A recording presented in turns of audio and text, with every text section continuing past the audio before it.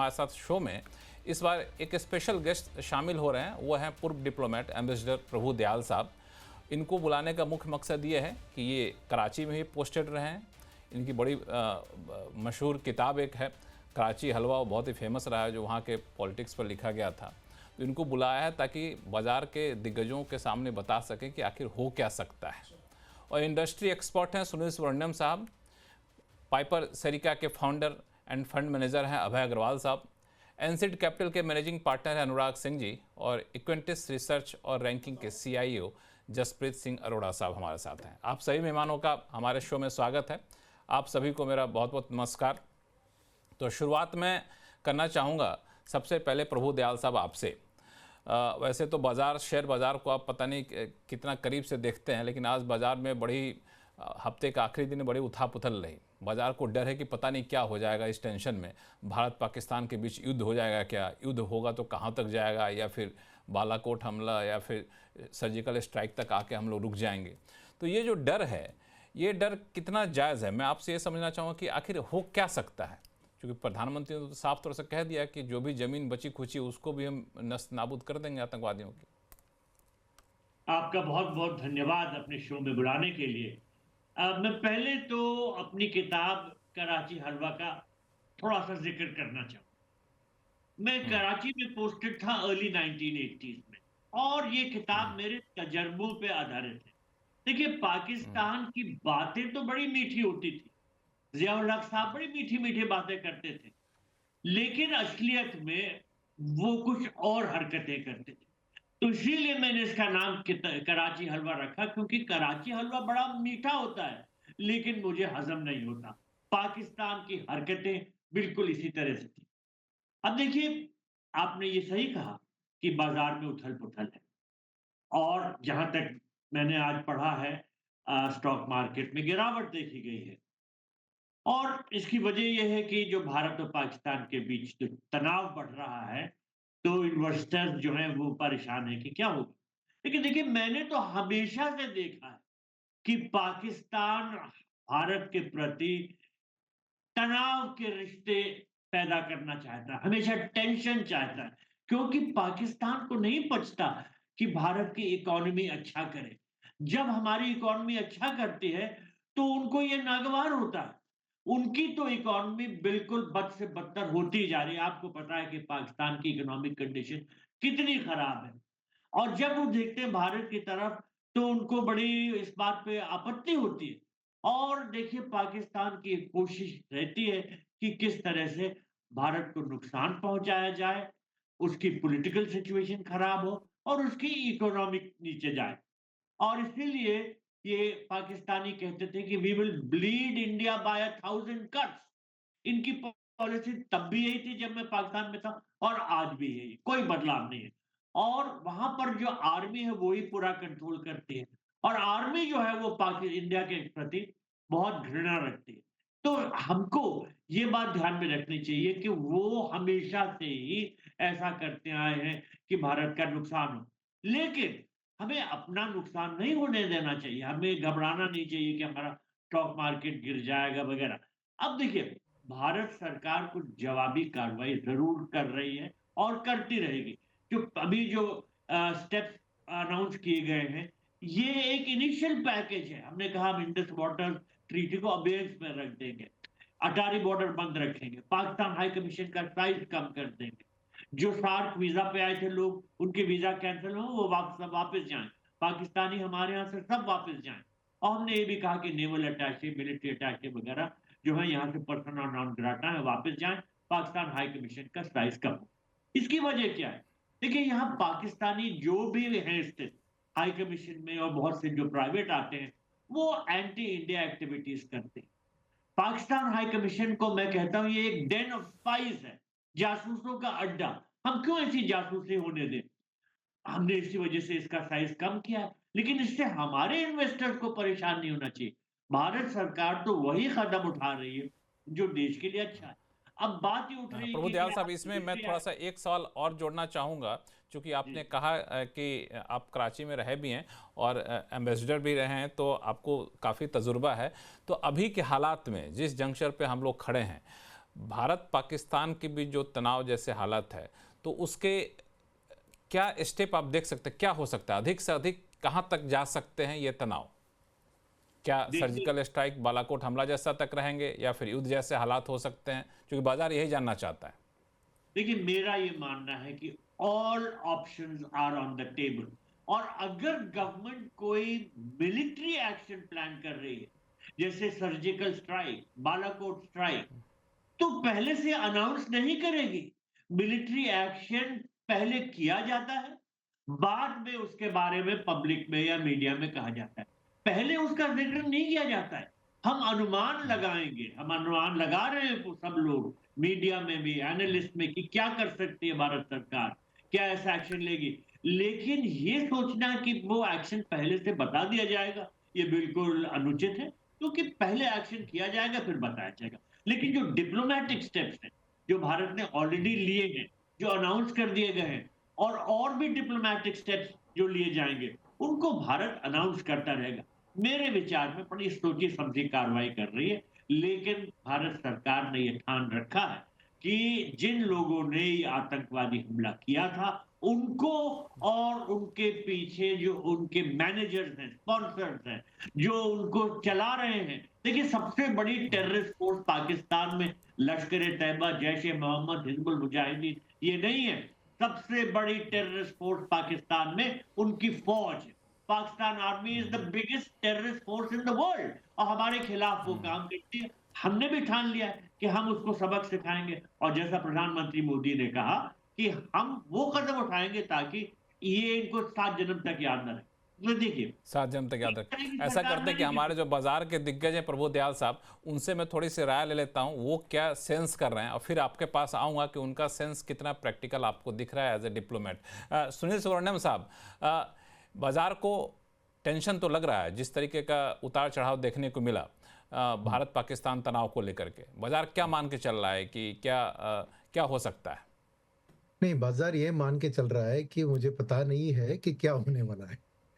Market इसलिए गिर रही है क्योंकि अनसर्टेनिटी का माहौल है, क्योंकि एक तरफ ये हमला बहुत अपनी जो कहते हैं ना, हर नागरिक के मन में एक बहुत बड़ा गहरी चोट पड़ा है, और सबकी खून उबल रही है कि कुछ ना कुछ करे। प्रधानमंत्री ने भी डिप्लोमेटिकली बहुत से काम कर लिया, एक्शंस ले लिया। अब बातचीत में भी कह रहे हैं कि हम उनको ढूंढ के कुछ करेंगे, मगर क्या करने वाले हैं इसके ऊपर एक अनसर्टेनिटी है, क्योंकि जैसे ही दयाल साहब ने कहा, एलिमेंट ऑफ सरप्राइज होना चाहिए। अब कह के मैं करने वाला हूं, जाके करना एक बात है, मगर दूसरी बात है कि सच में देखिए, बात ऐसी है कि अभी तक पाकिस्तान ने इसको एडमिट नहीं किया कि उनके सॉइल से जो कहते हैं ना नॉन स्टेट एक्टर्स ने किया, वो भी वो मान नहीं रहे। वो कह रहे हैं कि ये इंडिजिनस है। तो अब अगर डायरेक्ट पाकिस्तान पे ऊपर कुछ भी हम एक्शंस ले, अदर देन डिप्लोमेटिक सभी वर्ल्ड समझती है, मगर मिलिट्री एक्शन पाकिस्तान के खिलाफ ले, वो यूएन से लेकर अमेरिका से लेकर कोई सहमत नहीं होगा, नंबर वन। मगर एक्शन हम एलओसी के पार, एलओसी में पाक ऑक्यूपाइड कश्मीर में करेंगे तो किसी का कोई दिक्कत नहीं होगा। तो पहली चीज, जैसे दयाल साहब ने कहा, फर्स्ट होगा कि इन टेररिस्ट को पकड़ना है और उनको मारना है या जेल भेजना है, जो भी है। सेकेंड, उनकी जो सपोर्ट एक्टर्स, बट कुछ भी टेररिस्ट के बेस कैंप जो पीओके में, उसमें कुछ अटैक करते हैं तो वर्ल्ड विल सपोर्ट अस। तो शायद ये क्लैरिटी मार्केट को अभी नहीं मिली है कि किस तरह ये एक्शन, क्योंकि पाकिस्तान भी एग्रेसिवली काउंटर कर रही है। हमने इंडस वाटर्स को रद्द कर लिया तो उन्होंने शिमला पैक्ट को रद्द कर लिया, तो उधर लाइन ऑफ कंट्रोल पे ऑलरेडी वो फायरिंग शुरू हुआ है। तो वो भी, तो इसीलिए ना वर्ल्ड की एक सोच होगी कि ये इसको एस्केलेट न किया जाए। वो एक तरफ मोदी जी के ऊपर एक दबाव वो है, और दूसरी हमारे देशवासियों को है कि कुछ कर दिखाना है।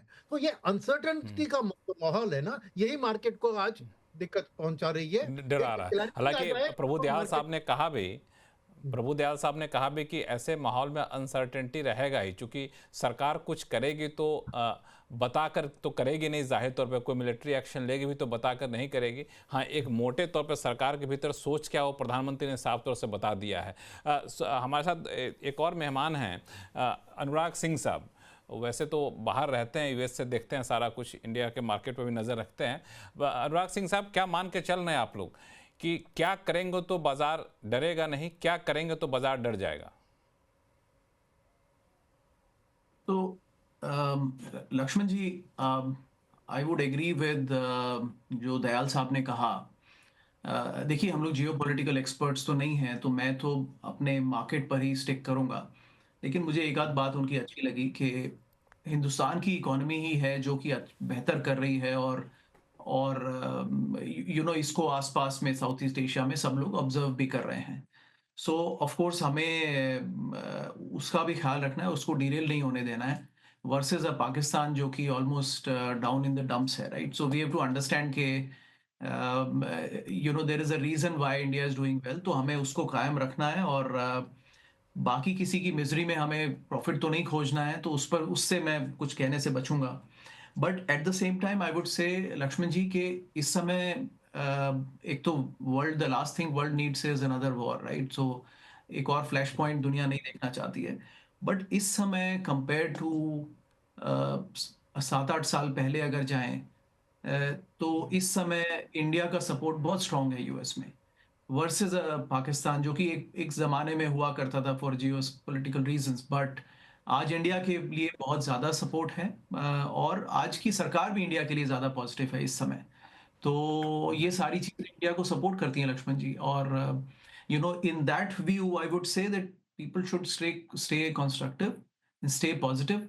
सरकारें अपना काम करेंगी, लेकिन हम लोग अगर मार्केट्स पे फोकस करें लक्ष्मण जी, तो ओवरऑल मेरा, देखिए हम लोग जिस समय पे चल रहे थे, तो मेरा मानना ये था कि जो 20 से 24 तक रिटर्न्स बने हैं इन्वेस्टर्स के, वो कुछ मॉडरेट होंगे, एवरेज आउट होगा। मार्केट में लॉ ऑफ एवरेजेस हमेशा प्ले करता है, तो अल्टीमेटली मार्केट्स अपने एवरेजेस पर आएगा।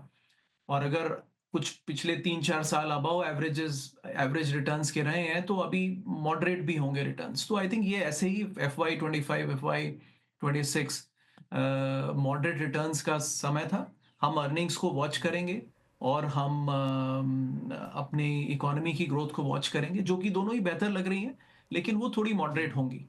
इस लिहाज से हम अपना एसेट एलोकेशन जारी रखेंगे लक्ष्मण जी।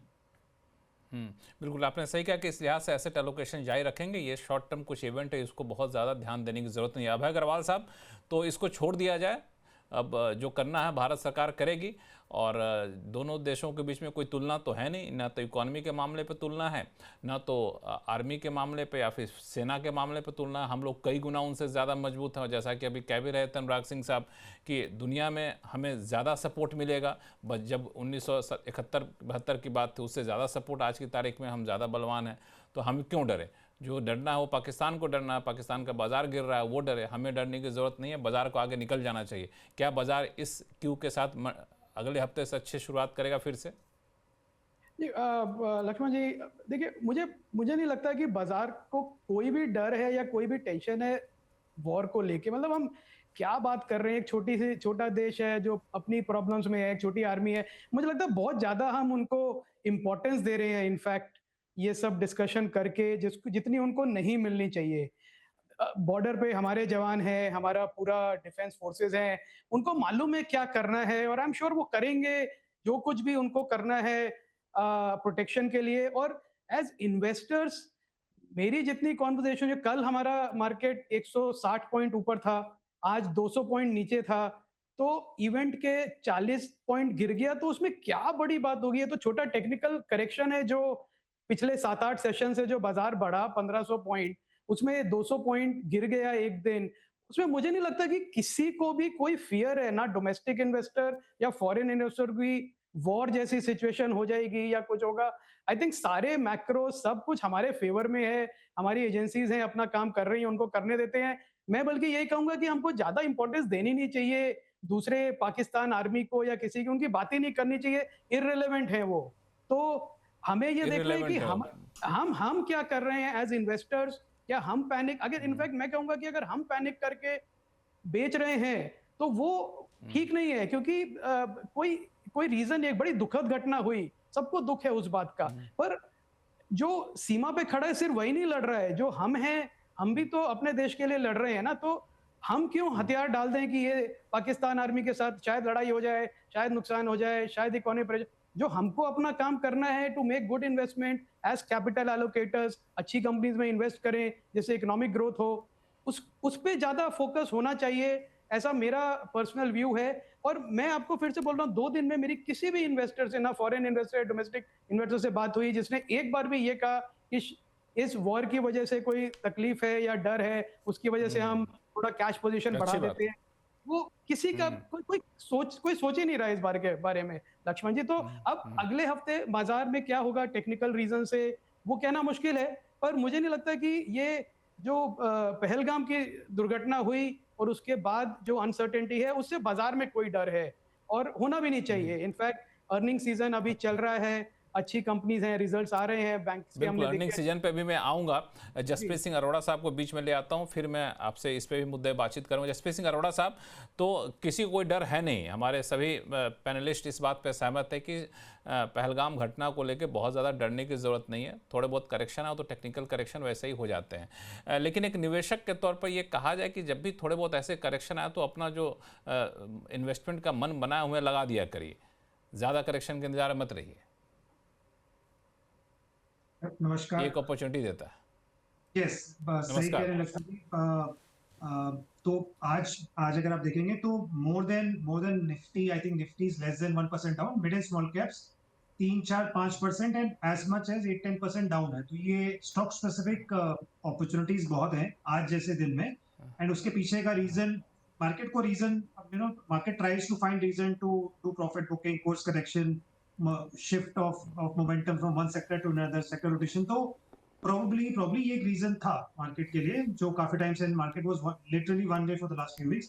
तो शायद आज एक वैसा दिन था जब इसको प्रॉफिट बुकिंग अपॉर्चुनिटी हुई है। एंड देयर आर बहुत सारे स्टॉक्स हैं जो उसमें अपॉर्चुनिटी मिली है। Just I just wanted to highlight one important point जो आपने जो थीम रखा है और उसके अराउंड जो डिस्कशन दयाल सर ने भी किया, कि I just want to take a reference of the two wars which started, which is Israel versus Palestine and also Russia Ukraine। वो चली जा रही है, मतलब आप देखिए वो it's been 2.5 years and 1.5 years respectively।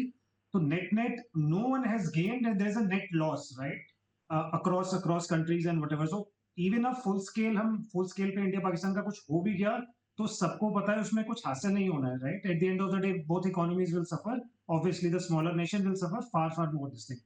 So I don't think there'll be anything catastrophic, surgical strikes and whatever the government has to plan, they will do and life will move on as we have done in the past, right। But action obviously कुछ ना कुछ जरूर लिया जाएगा, but इसको full scale में ले जाके कोई achievement नहीं होगा, because we have a template, right। अभी लास्ट अचीवमेंट नहीं होना है। कुछ उसका हासिल नहीं है, कोई ना रशिया आज पीछे हटा आज तक और ना ही इजराइल पीछे हटा है, चले लड़े जा रहे व्हाट्स द मतलब वो there's no end to wars one they start, there's no end। बिल्कुल। प्रभु दयाल साहब, मैं अगले विषय पे जाऊं, लेकिन एक जो पॉइंट अभी जसप्रीत साहब ने उठाया वो बड़ा इंपॉर्टेंट पॉइंट है। कई बार हम लोग इस तरह के डिस्कशन में आया भी था कि वॉर आज के तारीख में बहुत ज़्यादा प्रैक्टिकल सॉल्यूशन माना नहीं जाता है। जो रशिया की बात इन्होंने की, इजराइल की बात की, चले जा रहा है, भले ही सामने वाला कंट्री बहुत छोटा सा है, उसके सामने कोई उसकी औकात नहीं है, फिर भी ख़त्म नहीं हो रहा है। तो ये इंडिया को भी समझ में आता है, क्यों? जी बिल्कुल, प्रधानमंत्री जी ने तो कहा ही है, it is not an era of war. हम नहीं चाहते किसी तरह से लड़ाई हो, लेकिन जिन लोगों ने ये आतंकवाद का जो इंसिडेंट है हमारे खिलाफ किया है और इनोसेंट लोगों की जानें ली हैं, क्या उनको पनिश ना किया जाए? ये सरकार की ड्यूटी है कि ऐसे आतंकवादियों को ढूंढ के पकड़े, कहां भी छुपे, उनको निकाले, मारे, पब्लिक के सामने उनको फांसी दे। और जो पाकिस्तान में बैठे उनके प्लानर्स हैं, जिसको हम पाकिस्तान आर्मी कहते हैं और उसकी इंटेलिजेंस विंग ISI, वो दुनिया का सबसे बड़ा टेररिस्ट फोर्स है, उसको भी किसी न किसी तरीके से सबक सिखाना जरूरी है। पाकिस्तान में बहुत से इंटरनल रेवोल्यूशनरी मूवमेंट चल रहे हैं, बहुत से ऐसी संस्थाएं जैसे बलूचिस्तान लिबरेशन फ्रंट, तहरीक तालिबान पाकिस्तान, इन सब की हमको सहायता करनी चाहिए ताकि ये अपनी आर्मी से लड़े और उस आर्मी को सबक सिखाएं। मिलिट्री ऑप्शन एक्सरसाइज किया जाएगा नहीं किया जाएगा ये गवर्नमेंट डिसाइड करेगी, और एक्सरसाइज करेगी भी तो उसके बाद ही बताएगी। तो मेरे विचार में बिल्कुल। अभी हम सिर्फ डिप्लोमेटिक ऑप्शन पे फोकस कर रहे हैं, जिसमें एक strengthening of revolutionary movements with in Pakistan एक बड़ा इंपॉर्टेंट डिप्लोमेटिक ऑप्शन है।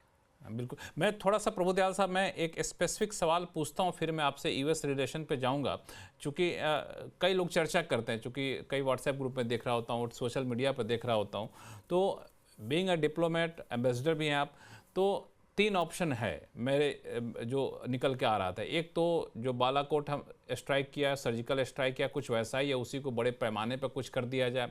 दूसरा, बार बार जो हम कहते हैं कि अब पीओके को वापस लाने का समय हम ला कर दिखाएंगे, अब क्या वो समय आ गया है। तीसरा कि आतंकी ठिकाने जहां भी हो, पाकिस्तान के भीतर हो, वहीं चढ़ के आप हमला करिए। तो इन तीनों में आपके हिसाब से सबसे बेस्ट सुटेबल ऑप्शन क्या हो सकता है? देखिए, ये तो गवर्नमेंट डिसाइड करेगी किस ऑप्शन में सक्सेस की सबसे अच्छी रेट है।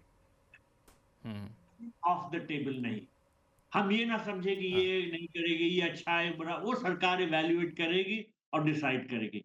लेकिन मेरा ये मानना है कि अगर पाकिस्तान का ब्रेकअप होता है, जो कि बहुत लाइकली है, अगर वहां पर इतने रेवोल्यूशनरी मूवमेंट्स हैं और बलूचिस्तान अलग होना चाहता है और खैबर पख्तूनख्वा होना चाहता है, पाकिस्तान कमजोर होगा, तो हम पीओके हमको मिल सकता है। और अगर पाकिस्तान ऐसा कैसा बने रहेगा तो हमको पीओके लेने में बहुत कठिनाई होगी।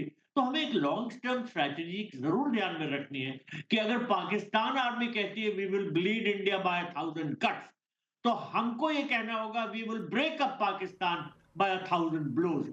जो ये बदमाश लोग हैं, टेररिस्ट लोग हैं, इनसे हम शरीफ लोग जैसे नहीं पेश आ सकते।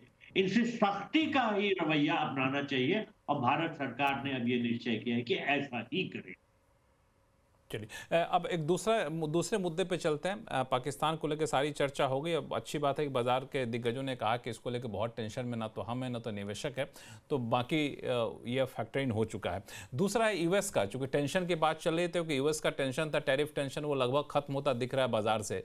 और अब ये भी साफ हो गया है, जो स्टेटमेंट वहाँ से आ रहा है, कि जो ट्रेड डील होगा तो जिन देशों के साथ सबसे पहले होगा उनमें से भारत एक है। दूसरा डेवलपमेंट ये हुआ कि एप्पल ने कहा जी यूएस को जितने सारे एप्पल हम एक्सपोर्ट करते हैं वो चाइना से नहीं, अब सारा वो बनाएंगे इंडिया में ही। अब मेरे पास एक सवाल है प्रभुदयाल साहब, उसका जवाब आप दे दीजिएगा, फिर बाकी मैं अपने पैनलिस्ट के पास जाऊंगा कि क्या ऐसा संभव है कि सिर्फ एप्पल ही नहीं, यूएस इस बात का दबाव डाले कि जितनी भी चीज़ें हैं वो चाइना मत बनाओ, इंडिया जैसे कंट्री से बनाओ। ऐसे में मान लिया इंडिया जैसे कंट्री और कहता है ठीक है जी यहीं बनेगा, हम फैसिलिटेट करेंगे, तो क्या चाइना रेसिप्रोकल एक्शन ले सकता है, जिस बात का की चेतावनी चाइना पहले भी दिया था कि आप मेरे हितों पर अगर आप यूएस के साथ ट्रेड डील करते हैं तो हम भी जवाबी कार्रवाई कदम उठाएंगे। ये कितना मुश्किल देख रहे हैं इसको? मैंने ये जरूर कहा कि अगर आपने ट्रेड डील की, किसी कंट्री ने भी अमेरिका के साथ ट्रेड डील की और उसमें हमारा नुकसान हो रहा है, हमारे कॉस्ट पे की, तो हम सख्त कदम उठाएंगे। उनको कहने दीजिए।